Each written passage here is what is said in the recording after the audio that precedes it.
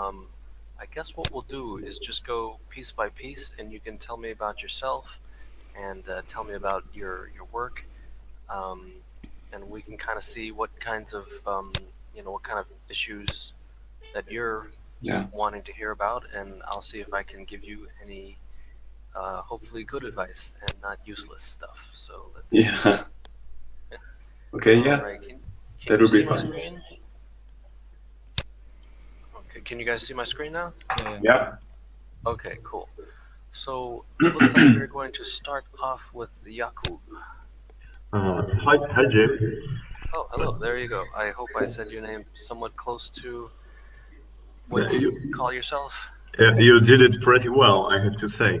Oh, Okay, thank you. let's do it quickly. I I just want to focus mainly on character art, and concept design, mostly in characters. Okay. And I do quite a lot of illustration, and still trying to nail still the basics, lighting, shapes, and anatomy to set the proper way. Okay. This is the character Gnome Alchemist. If you think it's okay. Okay. Yeah. So this guy, I'm seeing some really cool stuff here. I'm liking your brushwork and your rendering. Um, the things I would work on. So, like, so before I even start saying anything, let me ask you, how do you feel about this piece? Like, are there things that bother you? Are there things that like you're not sure about? I'm not sure in values. Maybe it's a little bit too contrasty in some places, Okay, and maybe proportion are not they are not well. okay. I would say actually those would be the two things I would talk about a little bit, just to something to think about, to move this into sort of the next level, because I think you have a very good base to start from here. Um, and so I don't know what Yuri has told you about me, but like I am kind of a generalist. So I see some of you guys have like environment stuff, and some of you guys have character stuff. So I kind of have had to do a little bit of everything. But when I started out, I was like in school. What I mostly studied was anatomy and stuff like that. So that's something that always is relaxing for me to work on. So let's see. So sort of put this guy on his own layer so we could make some quick adjustments here for demonstration purposes. But so so of course you chose to do a little person, and this is always interesting because normally when you talk about anatomy, it's on a sort of normal sized kind of guy. So it's always a little bit of a challenge. Bring this closer here. Um, so let me just mark out some stuff here. So if his head's kind of like this, see what's happening is rib cage is doing something like that. So that means his spine's doing this. So he's kind of standing a little bit awkwardly, and then his hips are a bit higher. So sometimes it just helps. As you can see, I'm just trying to block out a skeleton where I'm kind of thinking, all right, this is what would be happening with his skeleton if we could see it. Because then it kind of becomes clear, a lot of maybe ways to fix it. So I would say that this pose seems, it doesn't feel like a natural thing for him to be standing. See this he's kind of leaning in an awkward way. So how I would address that is I would want this shoulder to move out a little bit here. I would maybe drop this shoulder here. I would straighten out his spine a little bit because um, I think if we bring his shoulders out a little bit and then sort of move around his chest, a bit, I think we can preserve what you have here for the most part. Um, let's see. So let me kind of just scoot this. I always, if this guy is meant to be, like a heroic character, normally you kind of make their heads just a bit smaller to give them the classical heroic proportions. Do you know this idea? You're familiar with it? Didn't know about that, George. Oh, okay. So very quickly then. Um, so in general, let's see. Classically, what you do is you measure off the height of someone by their head, like a number of heads, and I think three, four, five, six, seven. So in a normal human being, uh, they're kind of seven heads tall. So you've got like a head, and then a rib cage, and then the pelvis, and then the legs. So that's like a standard person, um, like an adult. But if you wanted to make someone younger, or more cute or something like this, you make their head larger. And um, because this is how sort of humans grow up. When we're children, our heads are very, very large, and then as we grow older, the body catches up to the head. Does that make sense? Yeah. Absolutely. I have baby girl in home, so I was Oh, watching it. okay. Real life. Yeah, like a infant, kind of is this proportion or something like that. Yes. So, because of that, we, just our brains automatically kind of think, okay, if the head is large, it's a younger, cuter kind of character, and if the head is small, then it becomes more powerful. So if you want to make someone a bit more heroic, you would reduce their head size down a bit, and then that will give them that kind of standing. So, of course, as I since we're doing this guy who is a dwarf, that is, we've got a slightly different rule set here, but I think that's something to consider. But so the first thing I want to do is this kind of I just want to get his chest to feel more like it's underneath his head.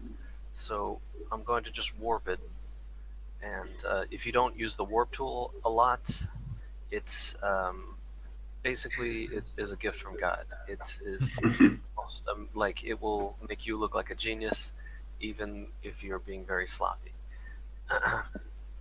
um, so yeah, I'm just trying to get his alignment to be more like,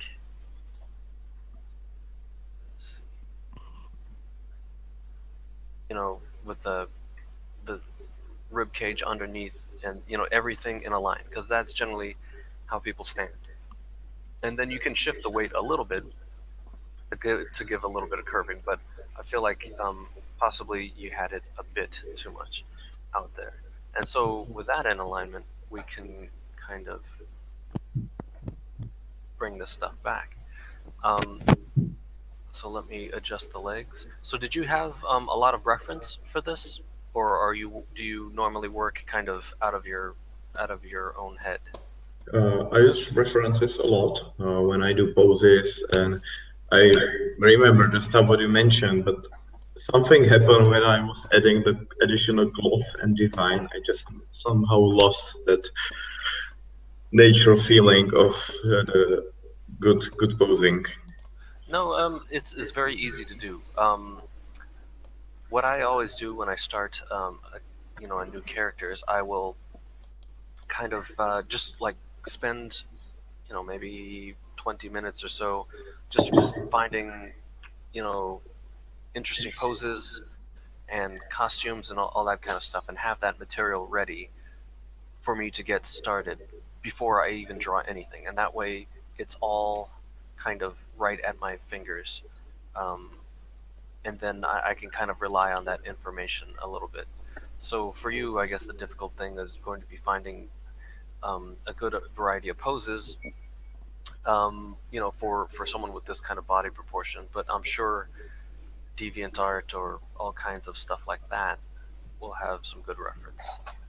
Um, So I'm just making his legs just a little bit longer. I just want to give him a little bit more room to be able to sort of bend his knees and stuff. Currently, I'm working like in animation, and so right now my brain is always thinking, all right, how would this work when someone goes to model it?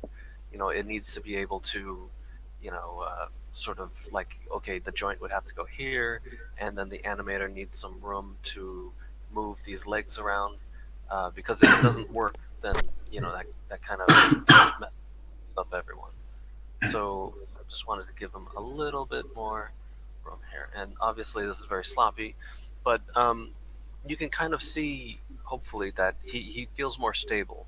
Like at, when I first saw him, my thought is like, this guy looks really cool, but he looks like maybe he's drunk and he's going to fall over any second because he's just a little bit off balance. But Yeah, absolutely. yeah. But I mean, you can see this is super super quick. I'm sitting here talking about all this nonsense and I'm drawing this and it's taking me a couple minutes, but I think think it is already addressing a lot of some of the issues here. This Another issue is this.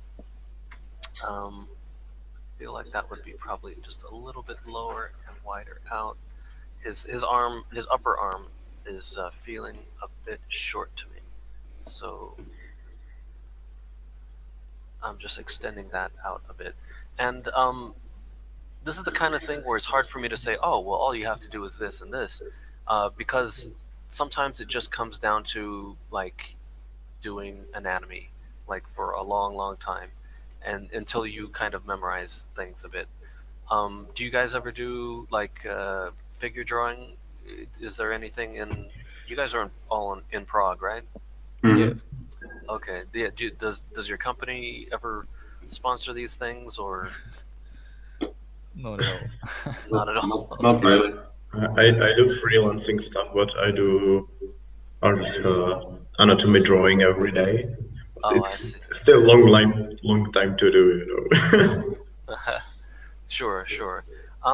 Surely in a city like Prague, there must be someone somewhere with an open studio, um, who has people posing for a few minutes at a time, because that's the best practice. That's just the easiest way to work. Mm. You're working from life. You see how the person's moving. You're seeing their muscles move. You can walk around them. Um, it's there's just no replacement for it. In fact, Yuri, if you talk to Jean Paul, I think he told me he knew of a figure drawing class, or not class, but session that you can walk into. So if you talk to him, he might be able to point you, if you have his contact information, he might be able to tell you guys where to go. And if nothing else, there's what, seven of you? Like, you guys can totally pitch in, you know, and hire your own model. Yeah. And yeah, I think there are some meetings like how is it called? Draw and drink. Drink and draw. Yeah. oh, Drink and draw. nice, nice. Yeah.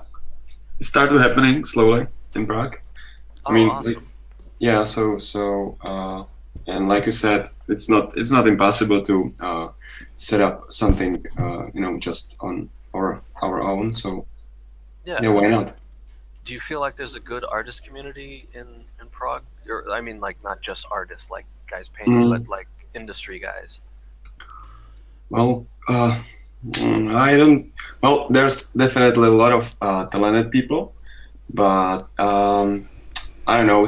Like comparing to Poland, for example, it's just still too not that many like people who actually are into this Okay. industry. But yeah, many of them are really talented. So I think it's growing definitely. Okay, you just said the Polish have a better community than you guys. Like that Um, is. I think not better really, but just they're just it's much bigger country. So Wider. yeah. Okay, well, I would take that as a personal insult, regardless of the size of the countries. We If will the change Polish, it anyway. Those damn. Oh. I guess it's on you to start Yeah. this artist community kind of thing. Put a website together. Say, hey, come But here yeah, and get one free guy, beer and draw. he isn't here, but It is actually. I he made a no. group which Yeah. will concentrate on those things. Yeah. So Yeah. Cool, cool. This foot keeps bothering me. shame that But he doesn't know. oh, sorry. Go ahead. Yeah, but it's a shame that he should be here, but he Wow. isn't. Who knows? Like one more person might crash our entire Google chat here. So, I mean, honestly, I'm really surprised. I've never had not 8 people on one line before. Uh, a lot of times it turns to shit if you have 3 people. So like, Mm. this is pretty crazy. Okay, so like this is not perfect. It's not beautiful, or any amazing work of art or anything like that. But it's getting us into kind of an area where he feels more stable. He feels like, he's going to be standing in a sensible way. So like if we kind of take this off and we go like that. So Absolutely, man. I get the point, and thank you a lot. okay, sure. And then just as a secondary kind of thing, one thing like on our last session, I don't know, I can't remember who besides Yuri was here, but we were Anthony. talking about Anthony. storytelling. Yeah. And so we were talking about thinking about, the psychology of, you're drawing some, okay, we're designing, right? But we're also kind of, we're trying to communicate an emotion or a moment, whether it's environment or character. So something that will set you to the next level because your rendering is already really nice. Like I love your brushstrokes. Um, some technical stuff aside, I think your stuff is great. But what can move you into sort of the next level is when you see someone work and it really connects with you. A lot of times it's because you look at the character and you can tell what he's thinking. Like what's happening in that moment. So um, like if I was to ask any of these guys, like let's say Antonin, tell me what this character is thinking. Yeah, he's making some magic potion or something like this, focusing on the bottle he's holding, but I don't see there any deeper backstory or something like this. Okay. See, okay, so and that's kind of not that we necessarily need a deeper backstory, but just like what emotion, like he's kind of smiling, but he's kind of looking at this, but it's not clear. Is he happy that he just created a potion? Is he maybe pissed off because, like, this potion is the wrong thing? Maybe like this potion stinks or something. Like it's a really useful thing, but it just smells horrible. And so, like you could give him this moment of kind of curl the nose and make this kind of more of a disgusted look, like ugh, I hate this potion. It's like Yeah. it's like this is so gross, but I have to like I need to restore my health, so I guess I got to take this potion. Something just anything to make him feel alive, right? Because then it's not just some like a generic guy holding a generic potion for some reason. Yes. He's doing something. He's thinking about something. Something like that, and you could play up the smoke and all of that kind of stuff. So that's just a thought. That's just a way to, I guess, just add something to your work so that it's not some just generic guy a little bit. Um, and then, okay, so that's something to think about. And then finally, actually, let me get that head in there even a little bit more. Um, I'm, I'm, I always tell students and colleagues this kind of thing, but I'm bad about it myself. Is just flip it, and then you kind of can see like, oh, I've been looking at this too long, and I can kind of now I can kind of see some issues that I couldn't see before, just because that's how our brains work. So always, I mean, you guys, I'm sure do this, but um, that might help. Yeah, sometimes it scares me when I flip it. Yes, then you say, "What the fuck was I thinking? Why did I?" Yeah, but okay. So just a quick tutorial on lighting. The way I do lighting is I kind of basically do a neutral light, which is what you have here. So no strong shadows, no strong highlights. I just want to see the form and the volume and the shapes, that kind of stuff. And then I just go to an overlay mode, clip mask it, um, airbrush, 50% gray, and what I do is I do a unifying pass to the shadows. Let's see. Okay, maybe that's too big. There we go. So what I'm just trying to do is make basically I'm trying to Sorry, choose sorry. a Can you light please source. can you please mute Jacob or It's me? no Yeah, no probably. the second one because he has some echo. Okay, yeah. I'm muted already. Sorry. Otto. Right. It's maybe better. I don't know. Okay, we can keep Oh, working on it. you guys got it? Yeah, so what I'm doing here is I'm just taking like a darker gray and just trying to give a sense of light, keeping in mind a couple things. So, like if we say, all right, our light source is around here or something. First of all, we know that of course we'll have a bit of a gradient because the feet are going to be farther away from the light source than the head.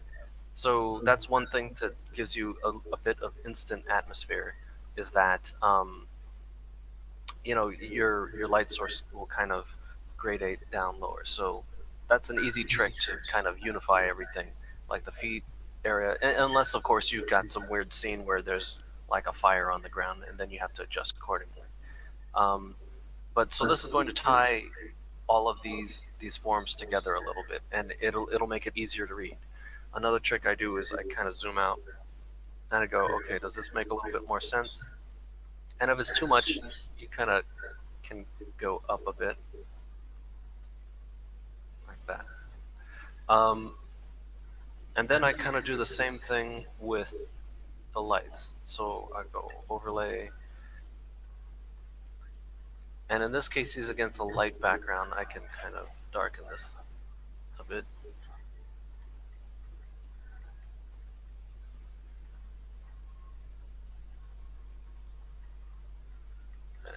Again, super simple. You can really spend your time on this if you want, and really like you can kind of go in here and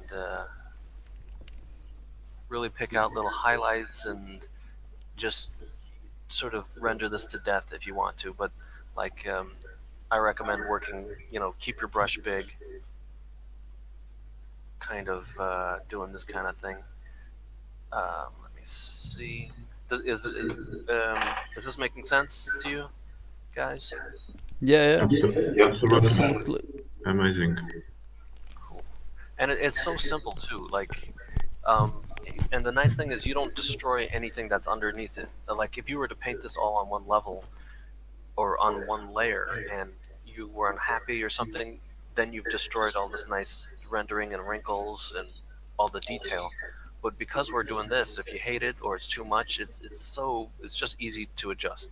So you can kind of go in here and go, "Oh, okay, just a little bit less," or you can blow it out or something like that. And it's all clipped to the base layer, so that's also something easy to control. I also, if this is like going to be a nice piece, if you want to have like a little bit of bloom, you can make a layer that is not connected or clipped, and then you can kind of, like some surfaces which are very shiny or specular, they will give off a bit of bloom coming even outside of the silhouette. Um, Another handy thing to make I don't know, it makes things look expensive, is you just take a brush and give a little bit of rim light. This is kind of like the magic sauce right here. I can charge like twice as much for a character drawing if I put a little bit of rim light in it, and people go, "Ooh, oh, all right, pay that man." So, and it's just a natural kind of thing that occurs sort of around, and that it helps to pop it out against the background as well. Some you might have heard of this being called like bounce light, or there's a lot of different names for it, and they all kind of make sense. But yeah, I was taught rim light because it's kind of making a rim, I guess.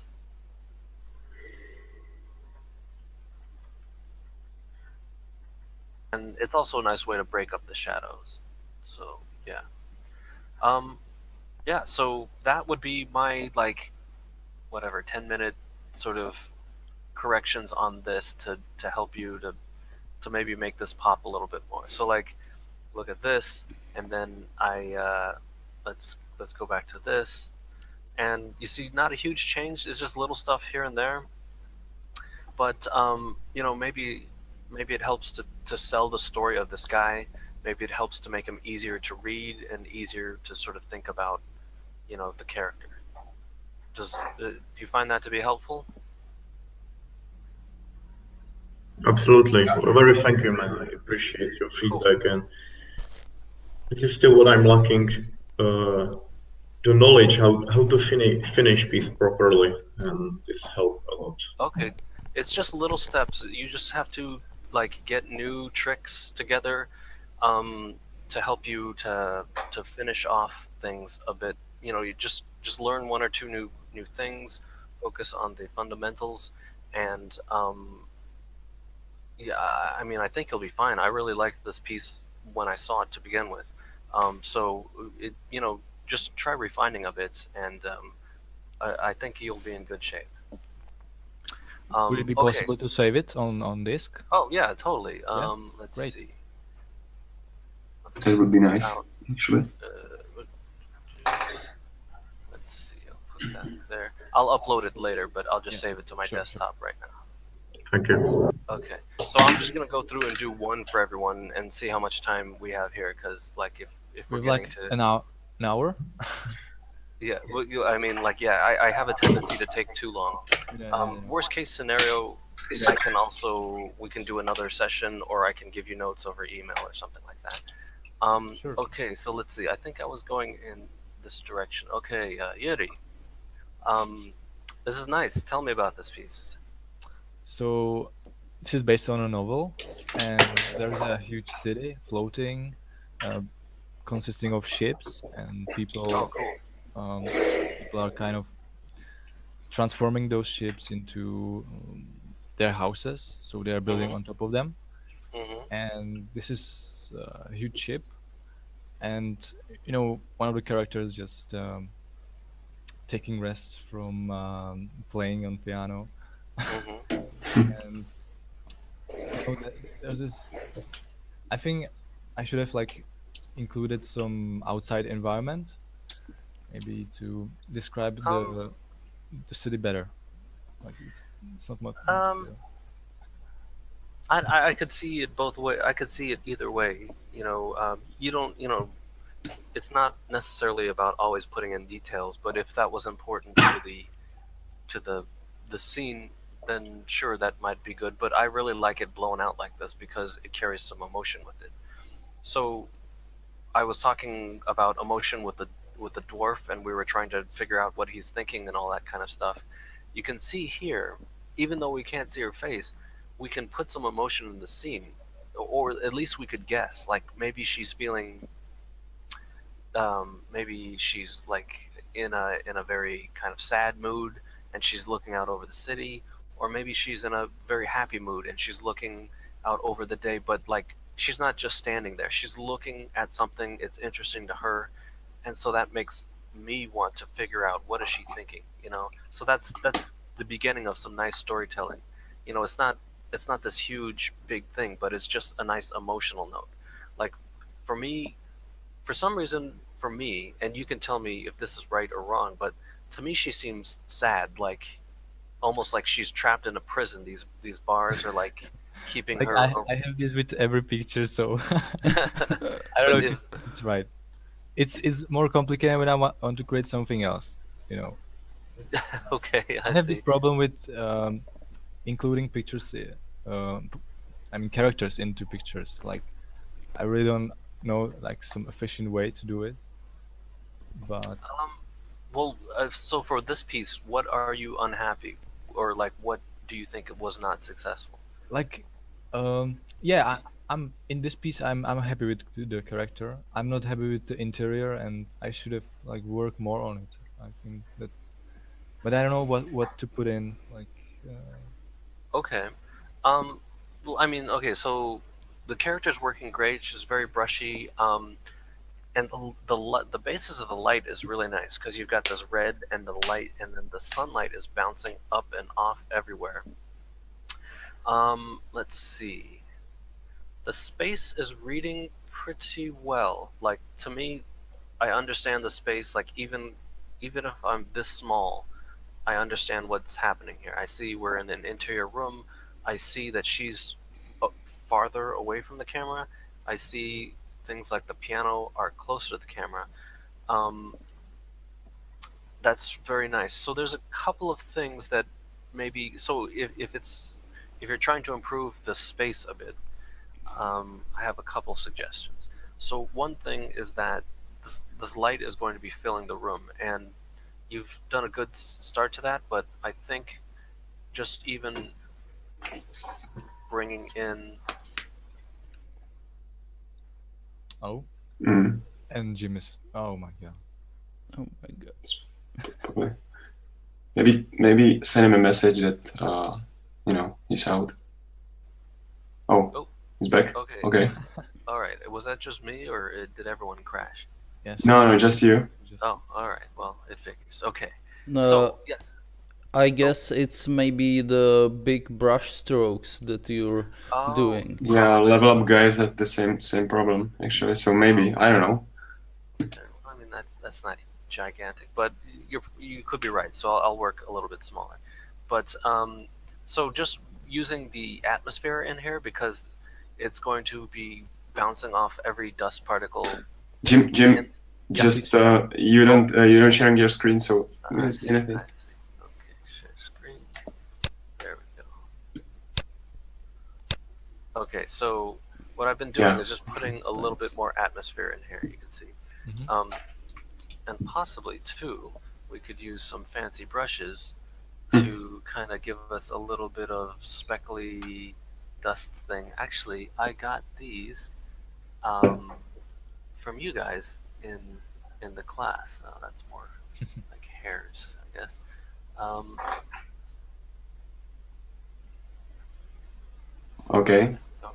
something, we Oh can. yeah. So Hopefully this shows up because I know that Yeah. it might be hard to see, but I'm putting in like illuminating little bits of dust, and I can put that in color dodge or something like that. Let's see if it's highlight better. There we go. And maybe there's a better brush for this, but basically what I'm doing is I'm pushing this wall back so that we're understanding the space a little bit better, and we're going to have light coming through. The farther back it is, the more light is going to be pushing all of this stuff back. So this will be a little bit more washed out than this stuff. Um, another thing you can do um, is you can probably lead our eye a bit more how the with how the light is coming in. So it's kind of coming in like this, and we can kind of fake it a little bit, but I'm just trying to think of how we can, because I think compositionally, if we can push it kind of a bit more to let's see, and I'm trying out some things, and I'm not sure that's what I'm wanting, but basically what I'm getting at here is that we can do a lot of interesting things to lead the eye by using the highlight streaks here. So this is one of my favorite brushes, which is this flat thing with a little bit of texture, and it allows me to do these nice cuts. So because the light is coming in through these bars, you know, we can kind of get some really nice little streaks coming in. And then by using those streaks to to give us some directionality, we can point the eye wherever we want. You know, we can say this light is coming in like this or something like that. Um, and you know, if it's too much, we can scale it back. But there's some opportunities for us to pick out some contrast here. See something like that. And another thing, which I mean, of course, like it probably one of the things it needs maybe is just some rendering time, so that you know there's no getting around it. That sometimes you just need to spend a little bit more time on it and just sort of help some of these colors pop a bit more and defining the forms and such. But one thing that I liked is that we have let's take a new layer here. All right, so we have kind of layer 1, which is all of this stuff. Like that's the background kind of in this section. That's level, you know, layer 1. And then we have a level 2, or the middle ground, which is piano, kind of the floor and the plant. So we kind of have this is layer 2, level 2. So you could cut these two levels out and kind of have two distinct areas. So what might help us is if we had kind of a level, like a foreground basically, Mhm. and that might give us a little bit more space to play with and give you some opportunities to sort of tie everything together. So let's see, use my fancy brush here. And this could give us some indication of, you know, maybe what she's thinking of, some hint of the story or the surrounding. You know, maybe it's like a writing desk here.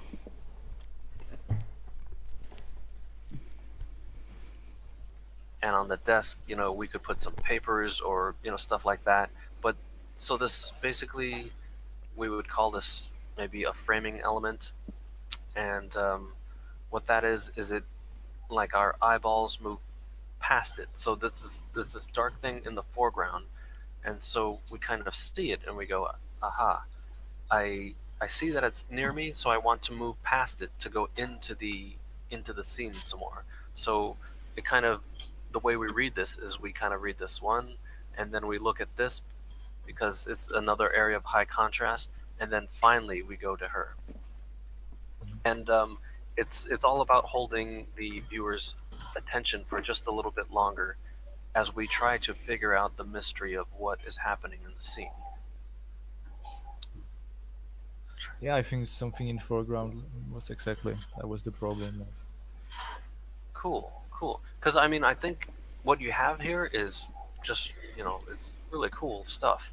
Um, just a little bit more rendering. I mean, I love how loose it is too. So I'm not saying make it a matte painting or anything like that, but you know, and you know, it might also be an opportunity to introduce a bit more color because we have this really warm color scheme. Like almost everything in here is this red or yellow kind of thing, and I love that we have a little bit. I can kind of see that there's a blue dress happening here, but finding an opportunity to, you know, inject a little bit of cool coloring here also might you know, in a clever space, you know, we can kind of, in fact, what we can do is move a little bit of blue around the painting, which again will reinforce the path of the eye.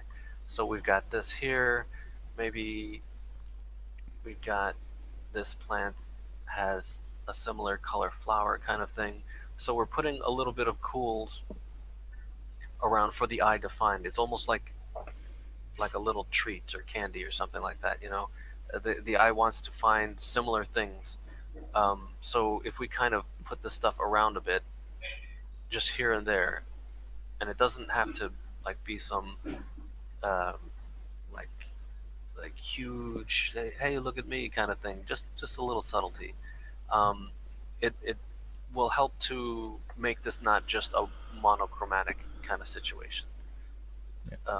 So like I say, just accents, finding little opportunities to put down some interesting contrasting colors with the color scheme. Um, so again, this I wouldn't say this was a huge change, but just a little bit of something to kind of just move the story forward, move the space forward. Um, yeah. So I don't know. Does that you think that helps you? Yeah, it's much better. I know. No, now. Cool. So thank you. Cool. I don't honestly. I don't think it's much better because it was So a it's a little pretty. better.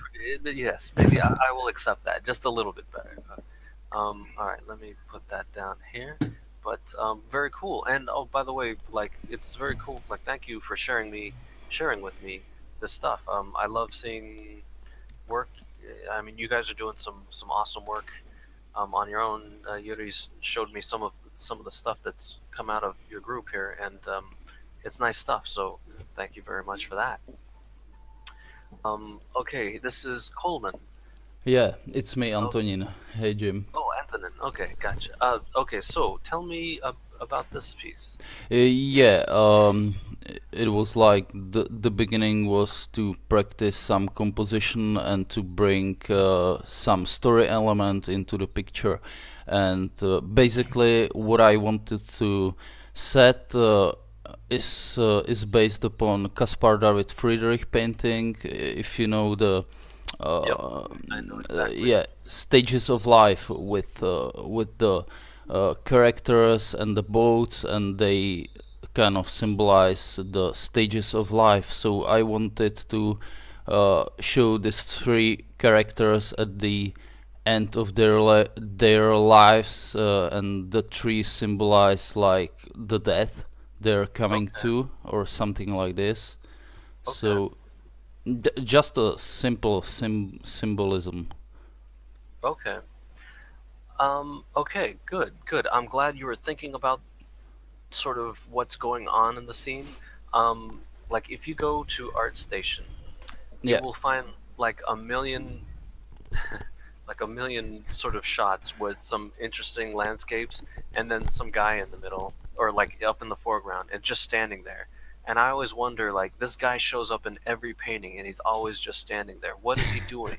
He's just like look, you know, he's taking a picture of the sunset and now he's looking at the ocean. Like if I I could open up ArtStation right now and I guarantee that there's like 500 pieces of the I think it's the same guy who shows up in every single painting. Um, so I like that you have a group of people, and that to me, like without knowing the story that you just told me, to me they're at least looking at this stuff and their posture um, is communicating something to me. It's not necessarily I can't tell what's going on exactly, but they're not happy to see it. I can tell that for sure. Like his shoulders are a little bit sort of slouched. That like I like the body language on there. That's really nice. This guy seems defiant, like he's standing up straight, but almost like he's challenging it. Like he's like, "Come on, like I'm not afraid of you." This kind of thing. This one's a little bit hard to read. It's a little bit generic, um, but I like that you're pushing the body language because we have so little information to work with. We can't see their faces. We can't see their expression. We can't even really see much of their skin or anything like that. So this is all about the acting. So I would say there are some awesome opportunities to take this idea and and sort of push it even more. So I'm actually going to start with this because we see these dead trees, and that's a really cool. I love the imagery there. A couple things I might suggest just to really punch it is I like how you've silhouetted it with the clouds here. I would even try to go more so this thing is really like it's so graphic, kind of. Oh, let me get this off this. Just basically what I'm trying to do is frame it. Uh-huh. You started doing that, which is great, but just because this is the highest one here, I think we can even just kind of go even more pronounced here. Oops. I have like 5,000 brushes here, and I don't know what any of them do. So like, I'm just trying to like hopefully find something that's not completely stupid. Let's see. Okay, so let me put back some of these branches.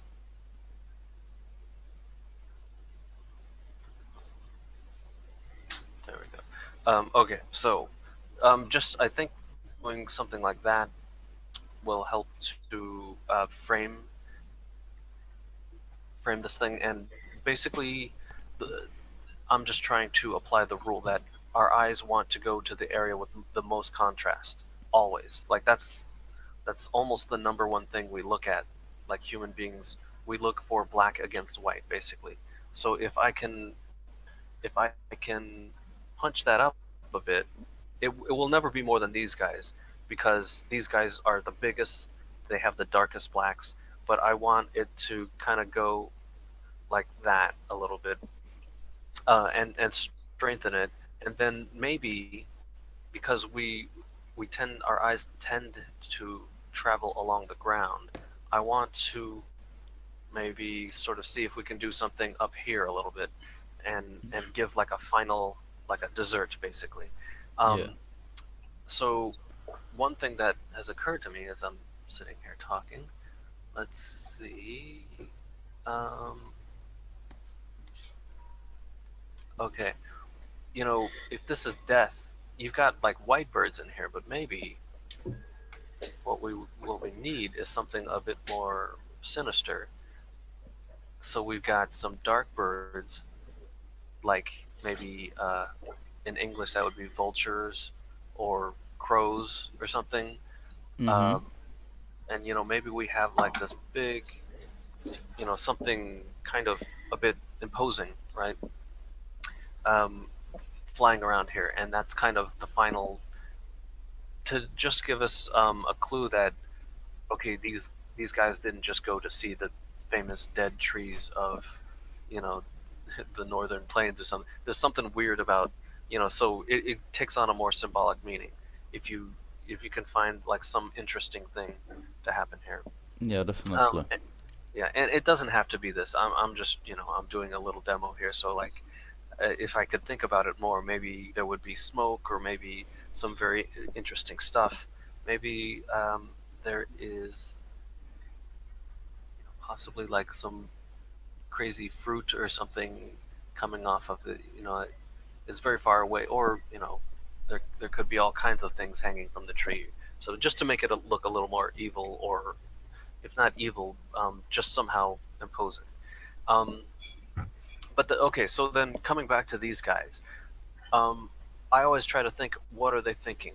And since you have three of them, maybe we have like a range of emotions here. Like each person has gone on their life's journey, and now that they've arrived at it, they all have a different reaction because that's how people are. We don't all react to something the same way. So just because this one, this guy or girl is like a little generic, I'm going to pick on them right now. So I'm going to say, what if this person is at the end of their life and they are really scared out of their mind? They're like, holy shit, I don't want to die. I don't want to die. So I'm going to bring their head down. I'm going to make them praying a bit. Mm-hmm. They are going to be kneeling down here on their knees.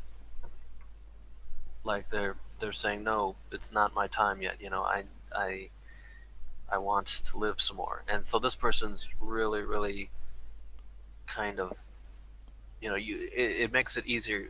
Again, we only have the back of their head, so we have a limited number of things that we can do here. But something like this, with kind of universal gestures, you know, like you don't need to, it doesn't matter what language you speak, it doesn't matter, you know, where you're from, you understand when a human being is afraid. You don't, and yeah, you don't even have to really understand the full story. But something like this, well, if this was done a little bit better than I have done it now, can give you some emotion, and then that has more impact. You know, maybe you feel sorry for the guy, or maybe you you know you have some reaction to Yeah, their reaction. it's already working. Thanks. And it also, another thing that it does is it gives you a little bit more variation in this kind of arrangement here, because this is pretty good already because you've got their heads at different heights and everything. But if you can kind of change that distance even more to make them a bit more unique, um, and it, you know, it gives him it's a little bit of character building, it's a little bit of world building, because now you're like, oh shit, what's so bad about these trees? And then you're starting to think, you know, maybe he's leaning down on a cane. Actually, you know, if you give him a stick like this, now it kind of makes him look like an old man, maybe. So maybe this is an old guy or something. Mm-hmm. And you know, so there's a little bit more character. Okay, we turned this guy into an old man, maybe, even though you can't see him at all. And so sometimes it's a really simple touch, and suddenly you've got a whole story, you know. Um, and so this guy, I like how he's standing up straight. Um, and maybe this guy's like, "Fuck you, death! Like you want me? Come get me!" That kind of thing. And he's, you know, he is this guy who takes, you know, he's this adventurer. He's got no fear about anything. So he's got this very aggressive pose. You know, he's got this, maybe he's lived like a really rich, full life. So he's got this fancy fur coat kind of thing. He's got fancy armor.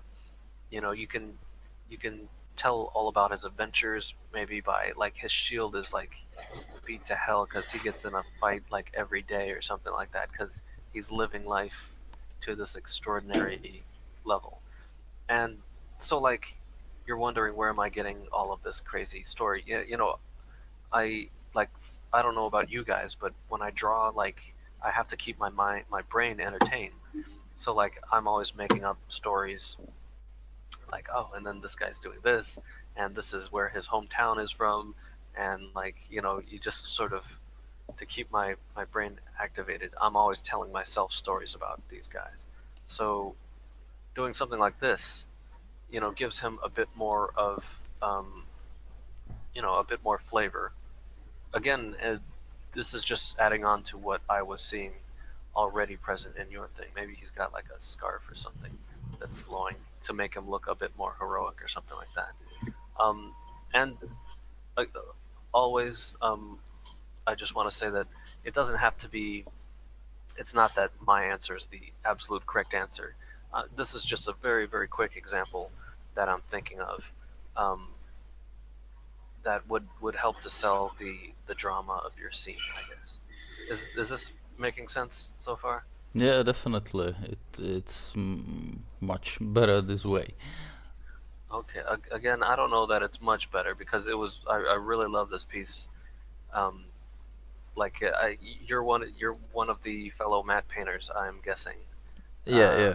Okay, right, yeah, because, like, I've only done a little bit of matte painting in my career, but like, that is always something I was interested to do. But you know, sometimes you just don't get a lot of opportunity. Um, so yeah, but I can always tell matte painters because their light and their space on a big scale is always awesome. So that's Yeah, very cool. thanks. And lacking deeper characters.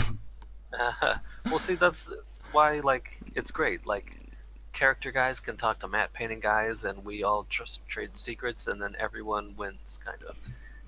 I'm having him lean on his stick a little bit too. Like this guy's just tired. He's like, ugh, I've been walking for like 500 days. I just want to be done. I don't Give me care a what break. happens. You know, I wanna die. Yeah. exactly. This would be me right here. Like I don't care. You know, you guys go first. I'll see what happens to you. You know, like I'm just gonna sit down here. I'm gonna Um, draw it. Yeah. exactly right. One last drawing before I go.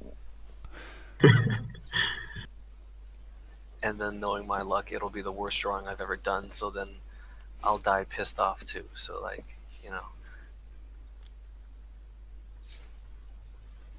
But okay, so like, really, in this case, really, really small changes here. But let's take a look at that and that.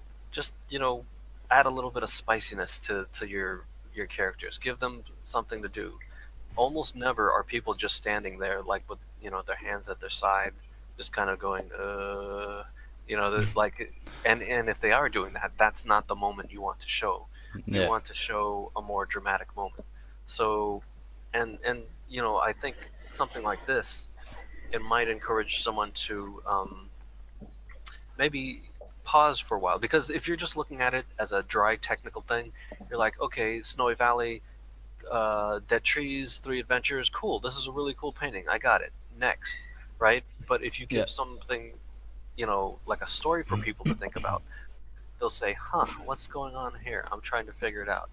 um, and then the only other thing is, I would say, finding some connection bits to help to lead our eyes across. So I was thinking maybe this field, like this is where all warriors, this is the path that everyone goes, and like on their way maybe they drop all of their weapons, because you don't, like, all right, I guess I don't need this anymore.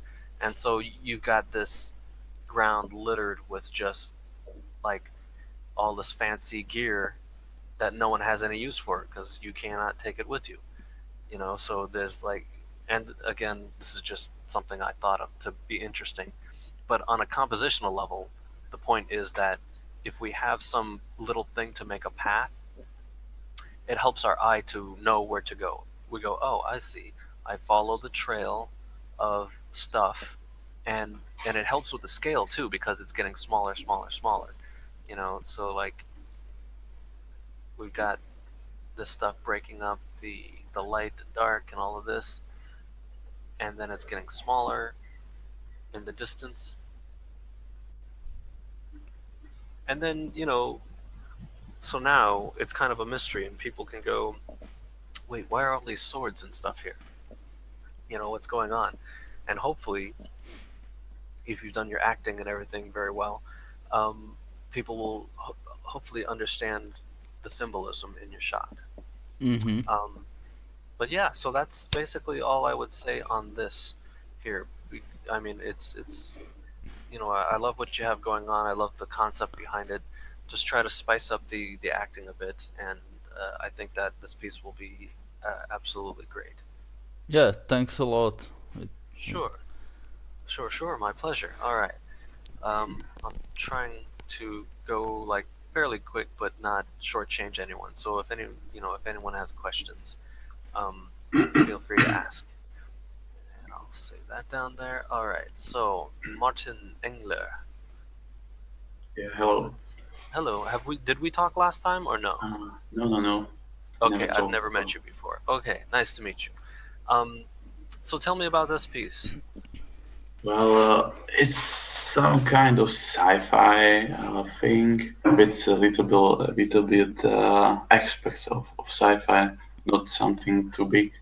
And I don't know, it's an arena that I try to depict, and Okay. with some kind of action and some stuff around, like people looking on what's going on and something like that.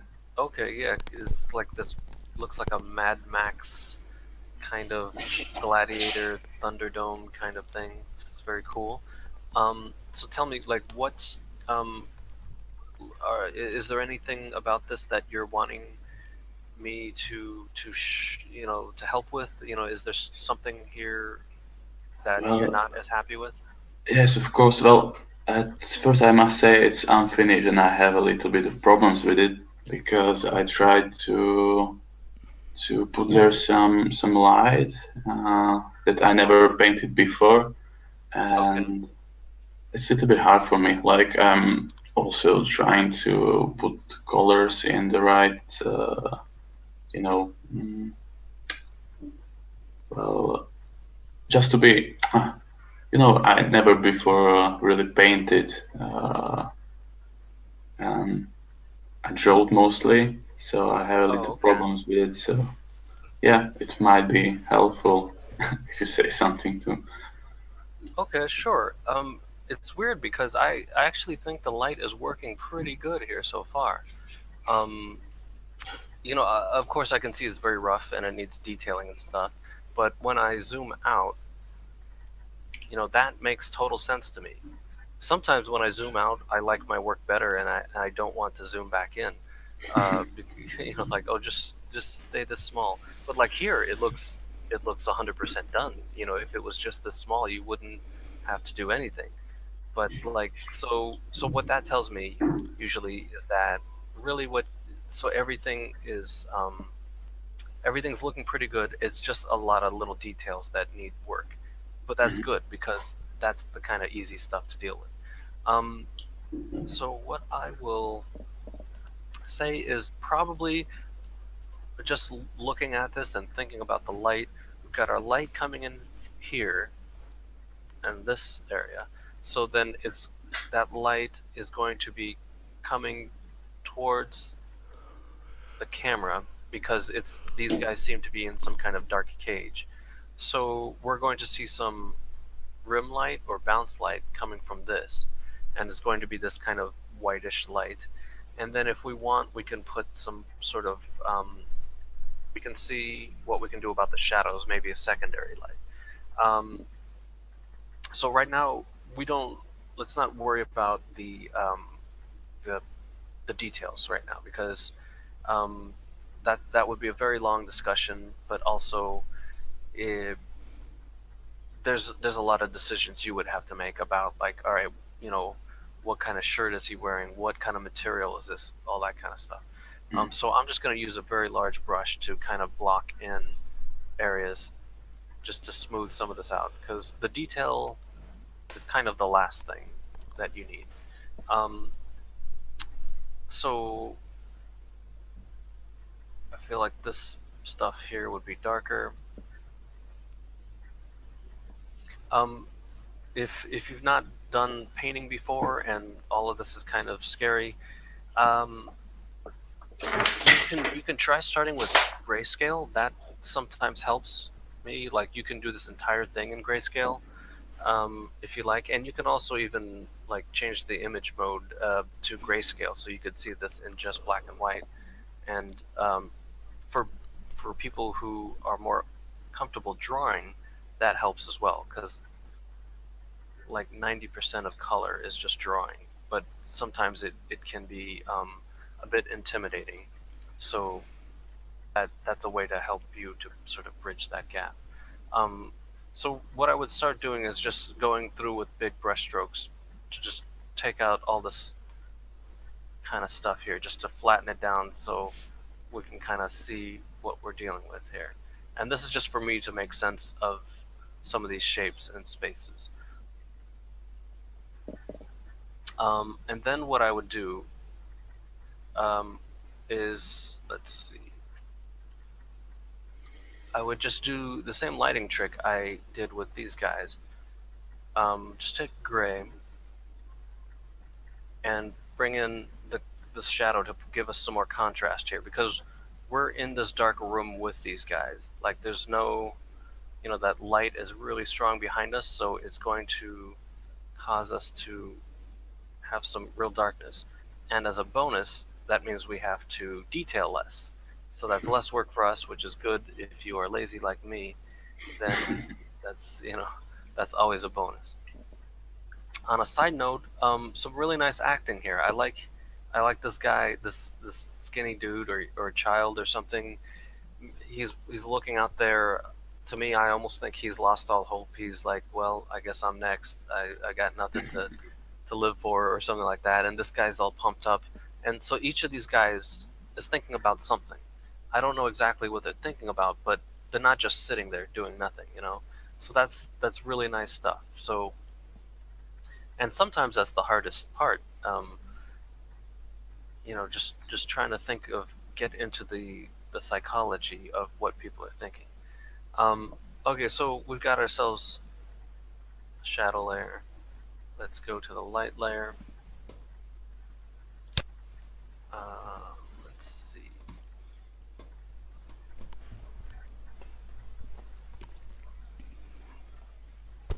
And with both of these, I'm just using, I'm not putting a lot of thought into the color right now because that's really easy to change, which I'm going to show you in 1 second here. But here's that rim layer. So already this painting is now twice as expensive as it was before because we've got this really fancy looking light stuff that's coming over, making things shiny. The bars can cast a shadow across his head. And this is just, I'm just using like this yellowish light color here. So, got some of this business.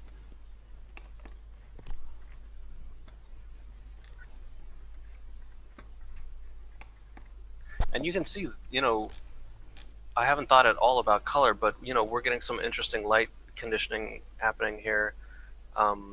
It's causing some areas of interest. It's giving us an idea of the materials. Like, we can make this super bright, and it will make this look like a shiny cup. So it kind of solves a lot of issues here. We can kind of put in shiny areas like this.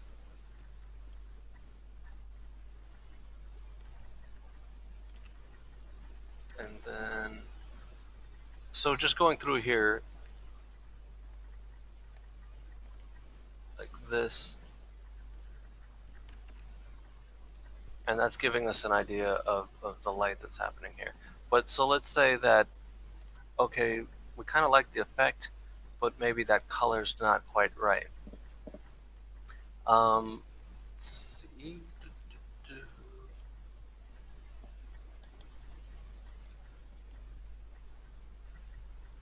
So all we have to do is go to color balance, and we go, all right, well that, we want this to be a little bit more red or whatever, or let's go to saturation. Let's bring that saturation up. And we can play around. It's like, oh, we can make this a little bit more of a cool light. That's kind of nice. We can kind of crank it around, put some yellowish there.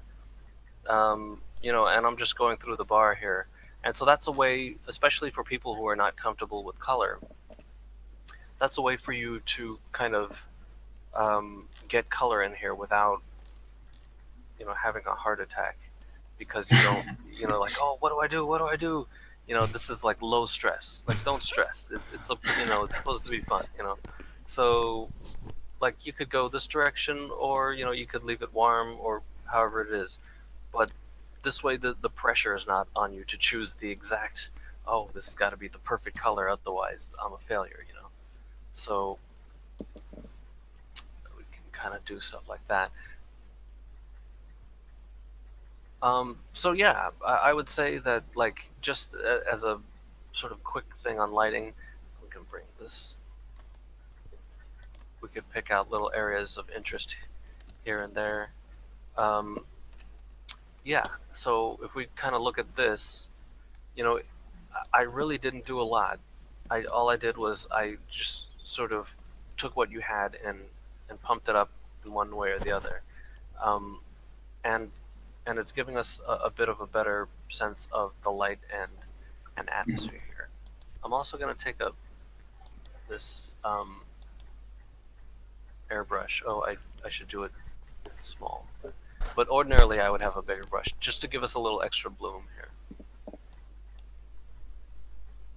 To just, they're kicking up dust everywhere and it's getting dusty. So just a little, and if it's too much, just crank it down. That's why layers are our friends.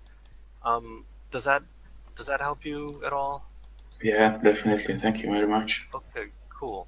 I don't, yeah, like yeah, with the detailing, I think you already have a pretty good start on some of this stuff. But that's, I think that if you kind of think about your light a bit, the rest of the stuff will fall into place a little bit. Yeah. So yeah, play around with the adjustment layers and overlay layers and stuff like that, and see if that helps you a bit. Hmm. Thanks. But yeah, very nice piece. Ready? And then let's see. Okay, again. So I guess it's not about brushes.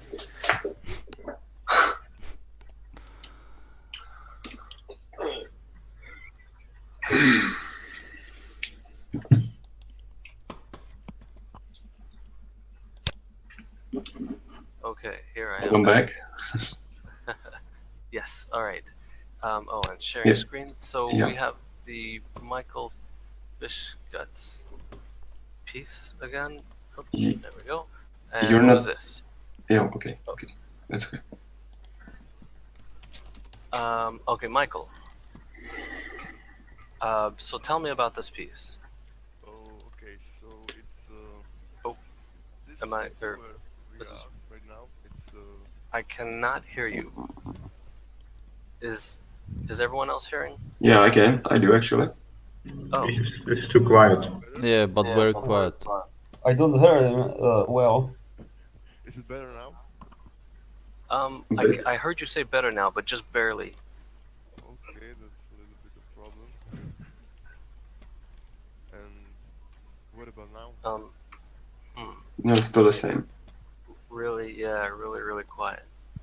Okay, I'm not sure if I can do something with it. Like I have already blown up the microphone.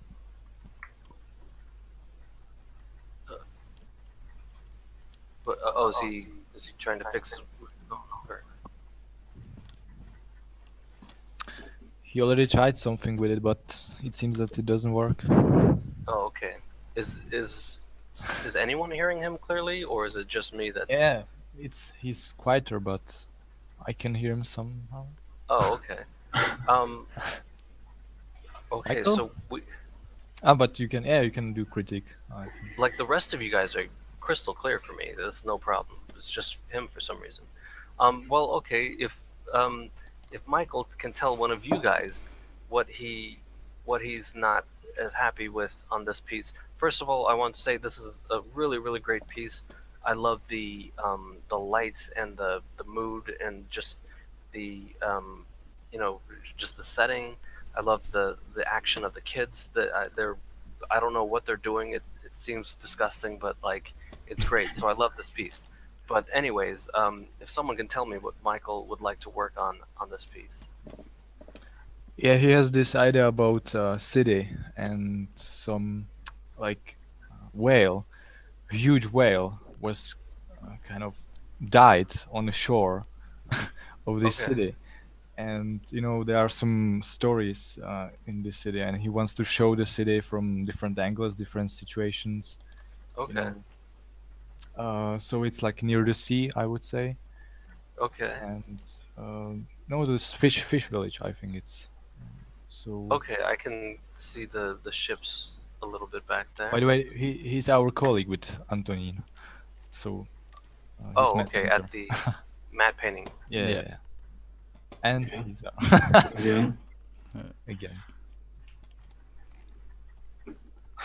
Michal. Oh, there we go. All right. I dropped out again. I don't know Yeah. if this is a sign or something, but okay. So that's a very cool story. So Your screen is not there. oh damn it. Okay, right. But so while I'm putting up my screen, what is he wanting to work on? Michael.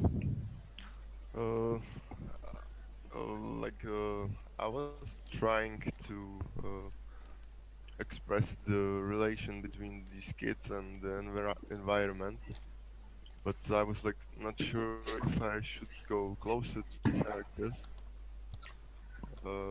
but show the environment also. So like I think it's a little bit flat. So like we should go more personal with these kids. Game? Okay, I Yeah. actually can hear. It's very quiet, but I can hear him a little bit better now. So, if I understand correctly, you're wanting to kind of you're talking about composition here, and because the focus of this is the little kids. So you're wondering, is this the right framing to tell the story of these little kids? Um, like if you should go in closer or farther, or if there's other compositional stuff that could happen. Is that correct? Yeah, for like I think that the right side it feels a little bit like it's trying to get some attention, but nothing really happens there. So I think it's kind of useless right now. Okay. So on the right side. Okay. Um. Okay. Well, I guess it depends on how much of the story you're trying to reveal here. So we know this is a little fishing village. We've got sort of a whale, and we've got these kids, and all of this blood. Is this whale blood or something?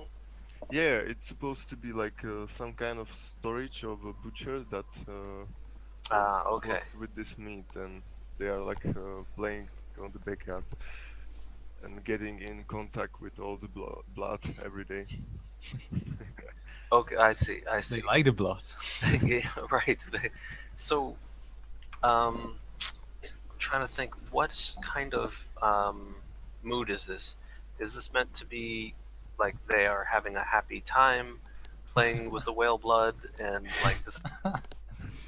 Okay, again.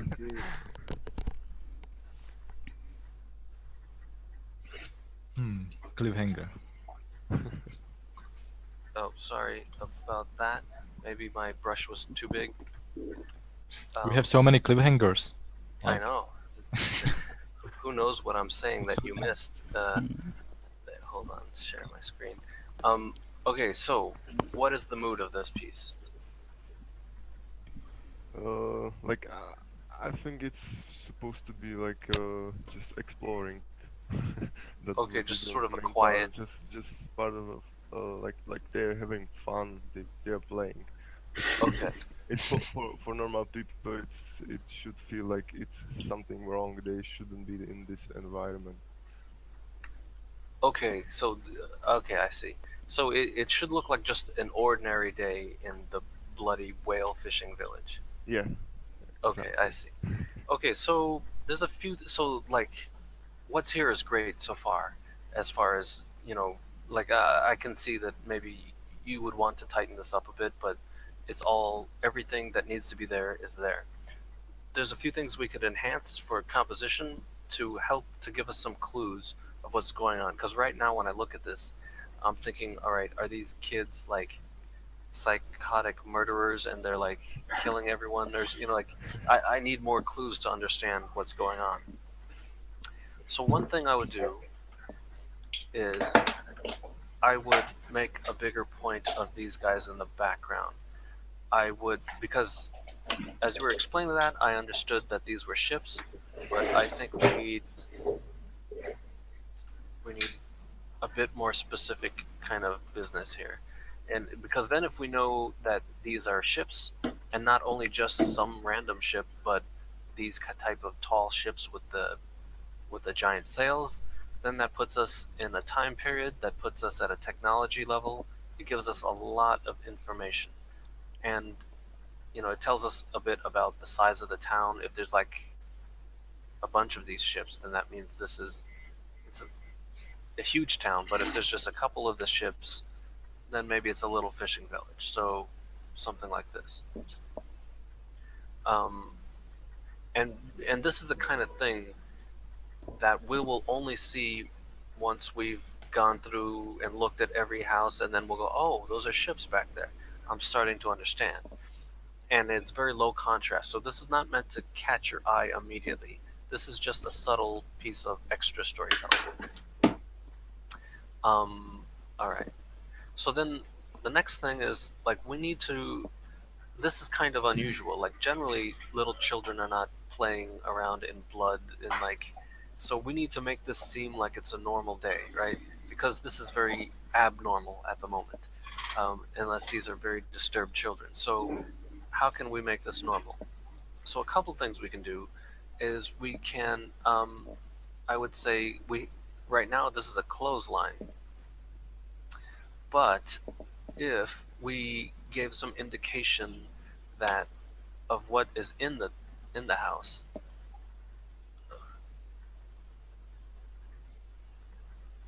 So maybe they've got strips of the whale flesh along this rope, and so you can and so now this is like this very interesting piece of sort of information or prop that's in the scene because like oh what is this this gross kind of material that's hanging off of these ropes like what is going on here, but that if you can answer that question then it will be okay, as long as you eventually give some clue here. So let's see how this I'm going to put in some of this stuff like this, and I'm going to connect it with color to what's happening in here. Like this is where, as you say, the maybe where they dry the meats or store it or something like that. So I'm going to put a little bit of this in there and put that same color on it to give us some, um, just a clue. And then what I think I would do here to give it a little bit more connection to show this is nothing unusual. I'm going to put a guy here like this, just this fat guy, like standing outside. Maybe he's just resting here from a hard day work, slaughtering various things. He's like, I need a cigarette, and he steps outside, and so he's acting like there's nothing wrong.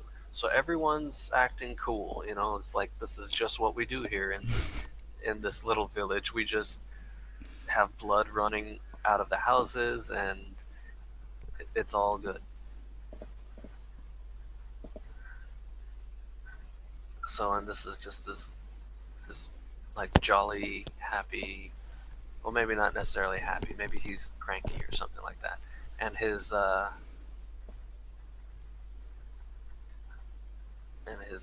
apron is covered in blood too, because that's what happens when you are chopping things up all day long. And he's got a giant mustache or something, and he's smoking, a cigarette or something like that. So, like, you can see he's not concerned. This is just life in this town. And maybe we've got let's see, we've got like a babushka or somebody like walking along here, and she's carrying her load of whale guts to take to the market or something like that. Once again, she's just walking along the street. Nothing unusual about this. This is how we roll in Fishing Town. And so you're putting a little bit of life into the village, and so we're seeing just people hanging out. This is how it goes. And so we're giving more clues too, because you need to find costumes for these people.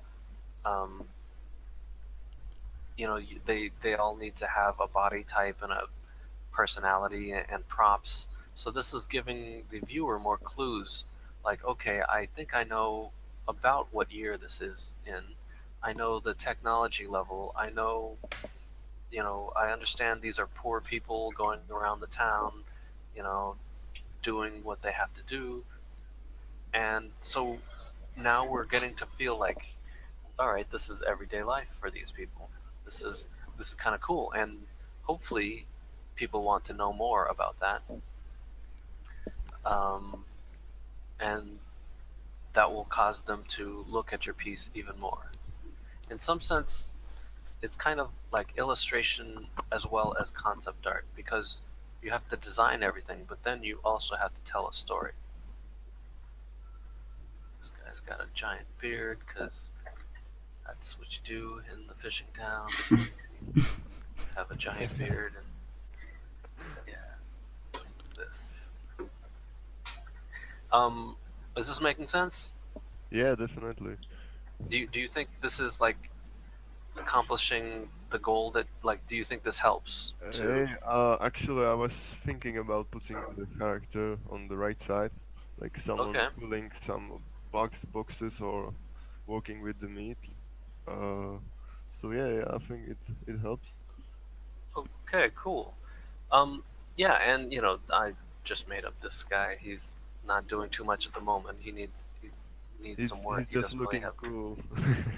Yeah, he's got some problems in the face and everything, but hopefully, yeah, like maybe he's got blood all over his pants and everything. But just with a little bit of, like, this is I'm using a really big brush and really quick, but you can still show the posture of the guy. You can still tell the body type. You can get a lot of information with just rough, very rough kind of stuff.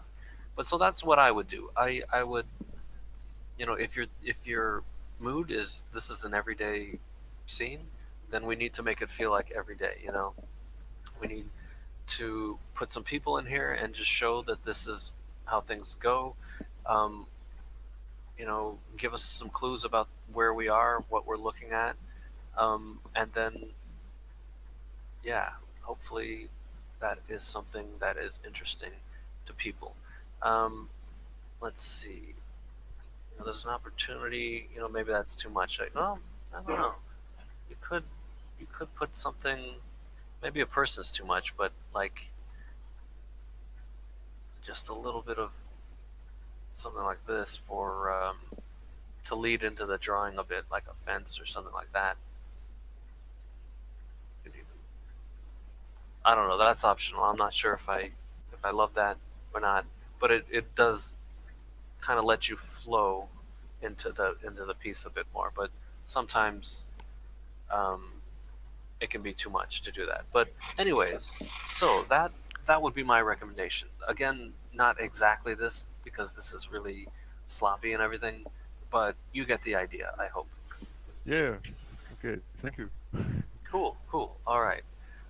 Yeah, really great piece. All right. So Otto, you were the last, but it opened first, so Yeah, I'm here. we've been looking at this the whole time. Okay, let's see. Did I meet you last time, Otto, or no? Oh no, I'm first time here. First time. Okay, great. Okay, so just out of curiosity, before we start on this, did I get to everyone? Actually, Jim, there's one more piece. I guess it's because we are sharing the name with Jakub, so maybe you just forgot it, or I don't know, just didn't see it. Which piece is it? It's just a rough 3D render, and it's about the train. Actually, it's from Okay. Oh, yeah, right. That was also Jakub. yeah. Okay, right. So, right. I was just trying to do, just because of our limited time, I was kind of doing one Yeah, piece from understand. everyone. But if you have specific questions, and this goes for any of you, Yuri can give you my email. Yeah. And, Okay. you can ask me questions. It might take me a little bit of time to get back to you, but I promise I will write back to you and kind of do something similar to this, but like not in real time. Okay, yeah, thank you. Okay, yeah. So yeah, I know. Like, if I was to do all of these pieces, I would take forever. And then, Yeah, yeah. So like this is probably the best solution we have. Okay. But at least everyone got one piece once we finish with Otto, right? Yeah. I didn't. Okay, excellent. Okay, so to Otto, tell me about this piece. So as you can see, it's the static and simple composition about the character, and the environment is not so important that the character. Okay. I was inspired by Nordic mythology and some good music, and this is the finish of that. Okay. What? Tell me what's going on in the piece. Like, so this character is this undead guy. Yeah, that's just about character. Maybe the atmosphere is freezing night, but I don't have there any action. It's just static. Okay. And so, what do you want to work on for this piece? I want to ask about the lights behind the character and the forest. I'm not so happy with that. The lights behind these lights here, Not all or all behind it. oh, just you just are talking about the lighting for No, all of all this. colors or technicals, technical things. Or what you can see? What is bad? What do you think? Um, I mean, I think this piece is off to a pretty good start here.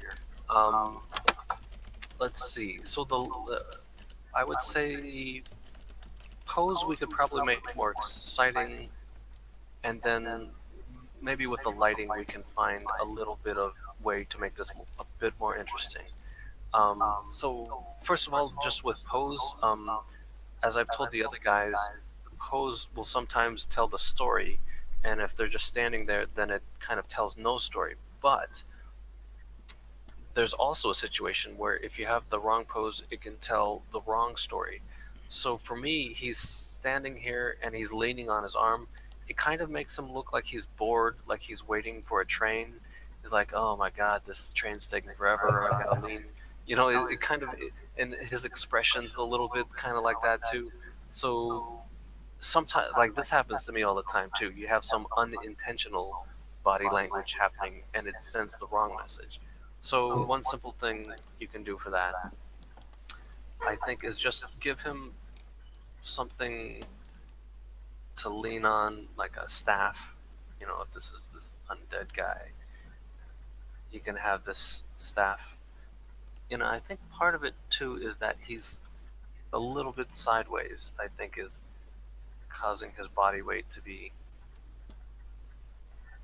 kind of in one direction here. Hold on 1 second.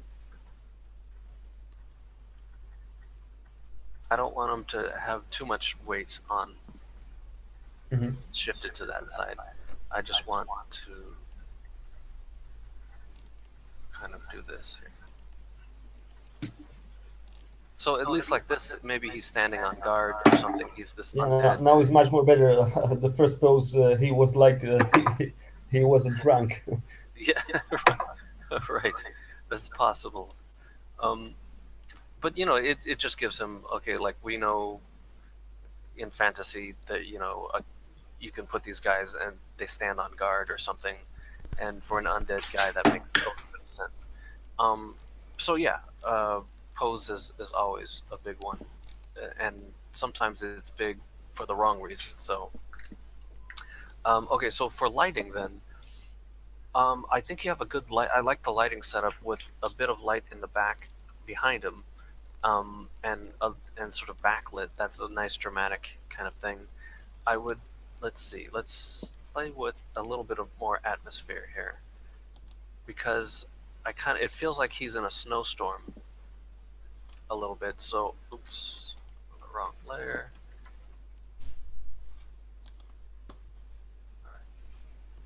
So I want to push this stuff back a bit. And so one thing to think about is, okay, this guy is standing very straight or whatever. You know, it's a very static pose. So we don't want, if he's going to be static, that's fine. But then maybe we want to introduce some dynamic element another way. So one way we can do that is we can do something in the background that's dynamic. And so since it's snowing, we can maybe make a little bit of a snowstorm kind of thing. For example, if I can say the tree on the left side, I don't like that. Okay. Oh, okay. Well, that is. Yes, Um, yes, this one. Yeah, yeah. Or wait, left side. This side. Yes. This tree. Okay, gotcha. All right. 1 second. So, just to finish the idea there, we can put a motion blur here, and cause a bit of motion to happen. Okay, like now we see it's a windy evening so now we got some motion happening like this. You see, or hopefully you can kind of see that a bit better. And then so for the tree, honestly, there's really most of this can be solved with a good brush, which has got some organic shapes. I think I've got some tree brushes on this particular. There we go. Or let's try this one. So I think it just needs a bit of, stamping down this brush a little bit.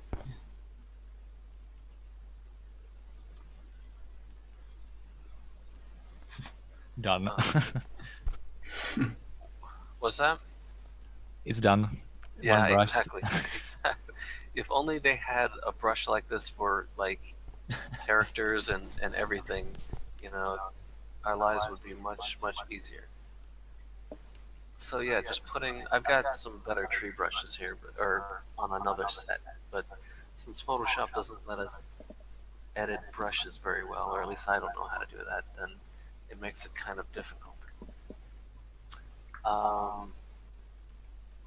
But yeah, I'm sure some of you guys can loan Otto some nice brushes for trees and stuff like that, so that he doesn't have to suffer through drawing all these trees. But in the end, it's just a matter of finding the right texture to fill up this thing and to get the details right. I don't like any of my tree brushes. And that happens sometimes, and then you have to go searching for better trees. Let's see. But that is kind of a simple solution to a very simple problem. It's just we can put some sort of noise back there. But anyway, that tree is not very important. In fact, if we give it too much attention, then it will become a distraction. Like this tree, I would say, is a bigger deal that maybe you should think about more.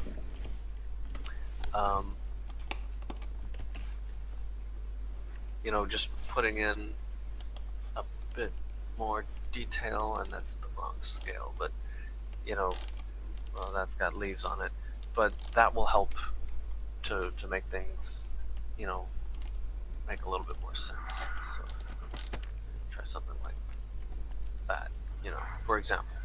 Yep. It's not perfect, but you get the idea. So yeah. So I think though that your emphasis should be on what's happening on the foreground, because this is where we want people to look.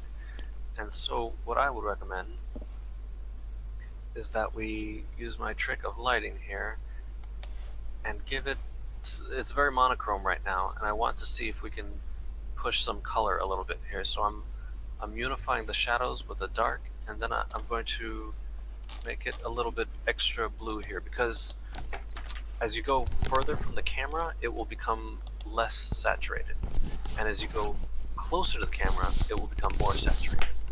This is just a general rule that I'm sure matte painting guys would know. So let's see. So that's why I'm pushing the blue here on this area. But then what we can also do is, I'd like these touches of warm light here. So maybe we can kind of do a similar thing to spread that around here. We can kind of bring in this sort of warmer light here, and steal some of that light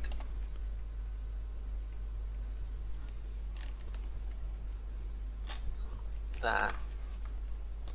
And just emphasizing the detail that's already there.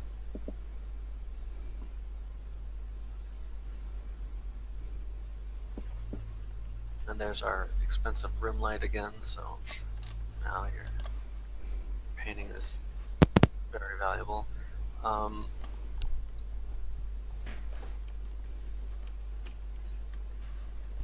And we can even go in here with, let's see, let's go hard light this time. I'm going to put a little bit of glow on this.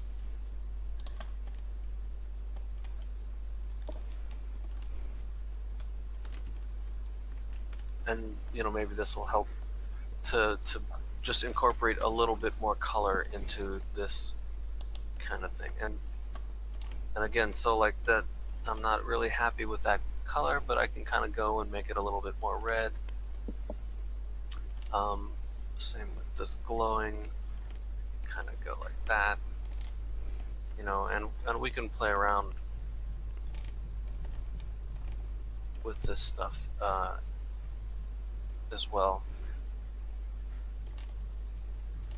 And if it's too much, we can erase out. Sometimes it's very easy to go overboard on the light effects. Maybe something more like that. So you can see we're, you know, this starts out as like a very blue-gray piece, and we're able to push the color a little bit to make this guy a bit more interesting. And so now we've given him like an inch, maybe a pose that makes more sense. We've given a little bit of motion in the background and a little bit of detail to the background, and we've given a little bit more color so that, you know, we have some interesting stuff to look at, which is also helpful. You can also, I have one idea too, if I can say it. please. There is too much vertical lines for me. I would break it in the background or somehow to bring it more alive. That's a very good piece of advice there. Do you, hopefully, these guys might see what you're talking about and agree. Does anyone disagree? Yeah, like see his left arm and the Yeah. stick and Yep. Totally. one We of- can yeah. take this and just go something like this. And you're right too on another sense that like vertical lines are very unusual. Like, you know, if you wanted to make your stick straight up like in real life, you would probably have to do a lot of measuring to go, is this 100% straight? Of course, the problem though is that it's really easy to make straight lines in Photoshop. So we have a tendency to do that. But yeah, we can kind of turn this around, kind of bring this like this, or a little bit of more dynamic stuff here, and then get rid of this highlight. Like that. And you know, you might also then find a way to break this shape up, because this is, even though it's not vertical, it's a little bit simplified. So, you know, if this is like this wall, you know, you can find a way to kind of just make that a slightly more complex kind of thing like that, or some, you know, find some way to break it up a bit as well. But yeah, I feel like though, because we have a lot of diagonal stuff happening all around him, it's not the hugest problem, but definitely that's something to think about. Is you know, if you can keep things from getting too vertical, it's probably a good idea. And also, I guess you could, another thing that might help is you could design his staff so that it's just by its nature, it's got some form or shape to it or something. So it's got a particular shape. So yeah, does that help in your goals at all for this piece? I'm 100% sure that yes. Okay, cool. And once again, super simple, super fast. if you take this piece now and do it in 10 minutes, it will look much better than this, and hopefully will be more successful for your goals too. Yep. Yeah. All right. So it's getting a little bit late for me, so I'm gonna have to wrap this up. Yeah. But yeah, this was cool. Hopefully you guys got some useful information out of me talking for an hour. Definitely. It was great. Cool. I was thinking some guys are putting portfolios together, so maybe next time it would be great. Like, I would like to see some like advices which you would have. Sure. Yeah. We'll have to figure out how to either a time where it's not as late for me, so that I Yeah, can do that, or just do it over email or something like that. Mhm. Well, because if there's a lot of you, then it will take some time to go through. But yeah, so I will go through. Let's see. I might not be able to save through all of these tonight. I'll try to get through as many as I can, but if not tonight, then tomorrow. No worries. Awesome. Yeah, and for those of you who had multiple pieces, you can email me any questions and just say, oh, the piece I want help on is this piece, and this is my issue with it, and this was my intent, and this is the story. And then that way I'll be able to see, and hopefully I can give you some good advice on that. All right. Okay. Sound good? Cool. Yeah, thank you very much. Absolutely. It's Alright. really helpful. Amazing. Really helpful. Thanks a Awesome. lot. Thanks a lot. All right. Well, I mean, it was great meeting you. I always love meeting new artists and everything, and especially all around the world. So this was fun for me too. Let's try to get organized, and maybe we can do another session sometime soon. Yeah, Yeah. it would be nice. Sounds good. Cool. Yeah. All right, guys. I'm gonna sign off before it boots me out of the conversation once again. So you guys enjoy your day, and yeah, we'll talk soon. Okay, thank you. And Thanks. Good night, I guess. Good night. Yeah, thank you. Thanks. Bye. Take care. Yep. Bye. Bye.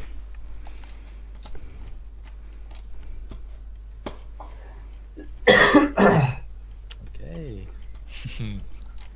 No čo? Dobre. Akurát som sa chcel ešte prihovoriť s tým hovorom, čo som včera rozprával s tým Arturom Paprockým. No. A môžem, ešte hovoril napríklad, čo by vás zaujímalo o tom Promised Lande. No, určite. A hovoril tak, že sa dá zariadiť taká vec, že keď nás pôjde 6, tak to bude zaplatené tak, že cena bude ako keby nás išlo 5. Mhm. Akože musíme sa registrovať ako skupina a budeme platiť iba za 5, keď pôjdeme 6. To je fajn.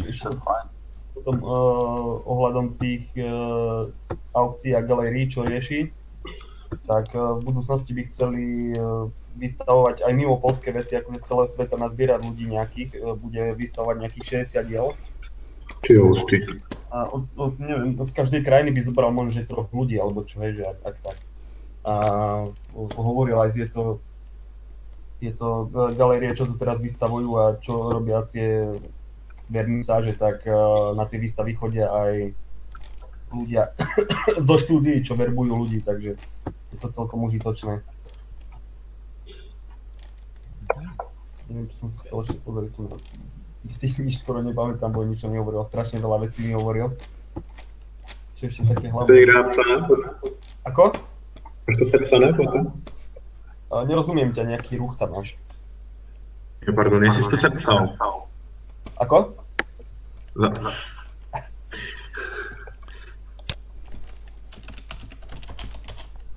Že s kým som sa rozprával? Záznam. Ja aj záznam, nie, som cez Skype volal a malo to asi tak 1,5 hodiny. Ja si to sformulujem, nejak spíšem a pošlem vám to, lebo som chorý ešte v prvom rade. Mám dutiny zapchaté, hlava ma boli a potom to nejak dám dokopy. No a potom som ešte chcel povedať s tým Michalom Ivanom, som bol cez víkend a jeho sa mi tiež podarilo zlanáriť, takže by sme mali mať stream aj s ním takedy. Super. Okay. Neviem, čo by ma v rýchlosti napadlo z toho včerajšieho telefonátu s tým Arturom. No, můžeš asi pak říct. Akurát mi hovoril ešte nejaké veci ohľadom fungovania komunity, že ako sa rozbehnúť, ale to je asi pre mňa viac užitočnejšie ako pre vás. Zbierať kontakty a takéto veci, to je také. No, já už půjdu. Hej, Já ďakujem. musím taky, abych OK, tak ty zdrám do práce. Tak se mějte Dobre. chlapi. Hej, ahojte. Čau. Já už jsem, takže...